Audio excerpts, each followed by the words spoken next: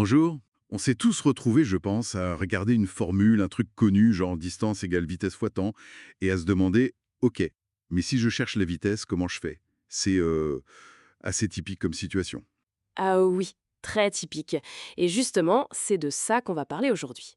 On va essayer de décortiquer ensemble une méthode assez logique pour réarranger ces formules algébriques qu'on trouve partout en physique, mais ailleurs aussi. Oui, et pour nous aider, on a comme base un document transformation de formule.pdf. L'objectif, c'est de rendre ça moins effrayant, peut-être, qu'on sorte un peu du par cœur. Exactement. Parce qu'une formule, au fond, qu'est-ce que c'est? C'est juste une égalité, hein, qui met en relation différentes grandeurs. Des choses qu'on peut mesurer, calculer, une longueur, une tension. Comme U égale R fois I, la loi d'Ohm, par exemple. Voilà, U égale R fois I. C'est un très bon exemple.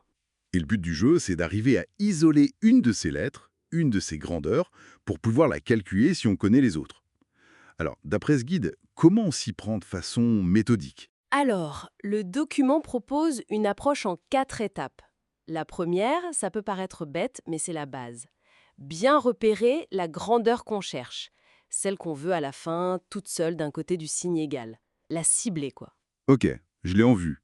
Et après, c'est quoi le truc pour pas s'emmêler les pinceaux? L'étape 2, et c'est là que ça devient intéressant, c'est d'écrire ce que le document appelle le schéma de calcul. Ça peut sembler un peu superflu au début, mais en fait, ça aide énormément.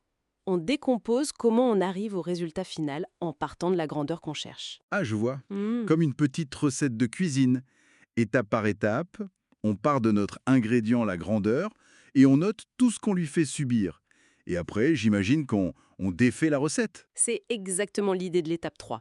On procède en sens inverse. On reprend le schéma, mais à l'envers. Et surtout, on applique l'opération inverse à chaque pas. Si on avait multiplié, on divise. Si on avait additionné, on soustrait. Logique. Et ce qui est clé, c'est que chaque opération inverse maintient l'égalité. C'est ça qui est important. On ne change rien à la vérité de la formule. On la regarde juste sous un autre angle pour isoler ce qui nous intéresse. Malin. Et quand on a enfin notre formule toute retournée, avec notre grandeur isolée, il reste la dernière étape, la 4. L'application numérique, c'est ça.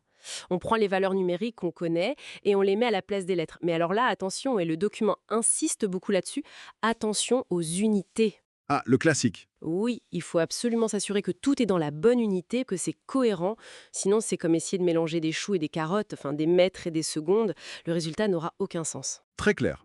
Prenons U égale R fois I. Mettons qu'on veuille R, la résistance.